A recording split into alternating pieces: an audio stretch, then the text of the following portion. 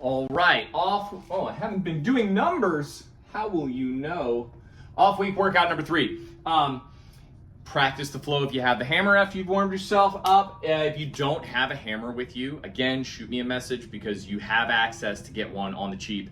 But we are working bear crab transfers. We worked bear crawls and crab walks last time. We're going to work bear crab transfers this time.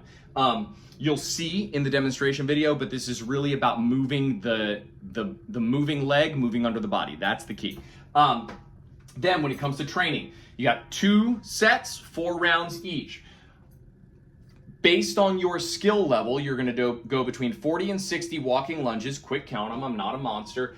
Every time you finish that, you're going to do between 10 and 20 push-ups. 4 rounds through, however long it takes you. Whatever rest you need, get it done. Then, doing a second 4 rounds, we're doing 30 glute bridge to coffin sit-ups. Sounds complicated, not that bad. After 30, you're going to do 10 reps of a Superman to hollow body. So every time you end up in the Superman position, that's going to count as 1. 4 rounds here, 4 rounds there. Nice, easy stretch out, and you've gotten yourself done for the day. Now let's take a look at what these movements look like. Okay, bear crawl, crab walk transfers. You're not going to be doing the bear crawl or the crab walk by themselves. We're just going to be trying to work the transition between a ready to bear crawl position and a ready to crab walk position. Here's the key. Whichever foot is leaving the ground is going to travel between the ground and your body. It's going to go underneath you as you make the transfer. So if I'm ready to bear crawl and I'm going to roll this way, okay, so my left hand is going to come up. That means my right foot is also coming up off the ground. Once my right foot loses contact, I'm going to swing it under my body, sit through. This hand is going to go to the other side, and I'm going to invert. So if I'm here, I pick up left hand, right foot, travel underneath, and now I can put my hand down. If I'm going to keep going in the same direction, right hand's coming up, left foot's coming up, and again, the foot goes underneath. If I'm going the other way, and you'll notice, did a little rotation there. You're going to find yourself rotating round and round. Should get you 4 or 5 transfers to go from facing the same direction to facing the same direction. Don't rush this one. The hardest part is going to be remembering that the foot that breaks contact goes under. And that's because the leg is heavier, so it will help you. But don't be surprised if you find yourself often going, I don't know what I'm doing. That's okay. Figure out why. Ask yourself why. Okay, push up.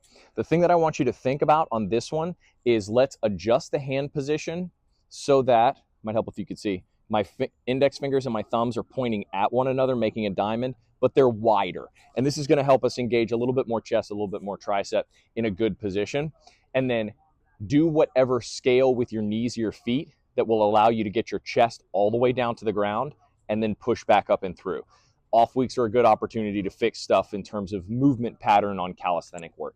So I'm looking for that hit, that diamond shape, squeeze the glute, and then we'll drop all the way down to chest touch. Easy piece. Keep the glute squeezed. Don't let yourself end up in a pike position after every rep. Okay, so we're working on a walking lunge. You can walk these forward or you can walk these back. Just know as you're... All right, we've got walking lunges. You can choose to walk these forward or backward.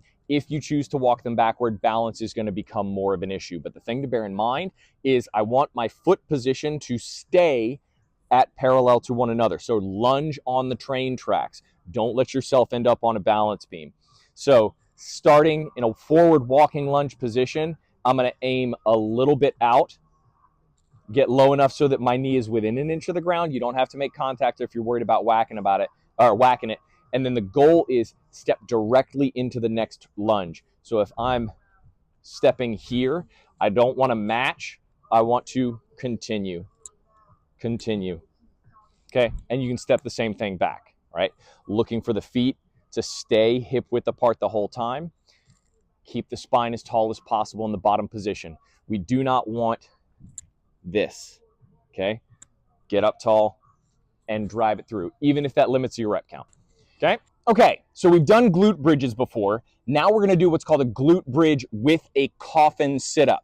So we're moving into a slightly fuller range of motion. Starting in the glute bridge, heels are in nice and tight, raising those hips up. I'm going to set down, extend my legs, and then this is what makes it a coffin sit-up. I'm going to keep my legs where they are and just try and sit up straight from my torso, like you imagine a vampire sitting up out of a coffin. I'm going to take that back, hips up, glute bridge, coffin sit up.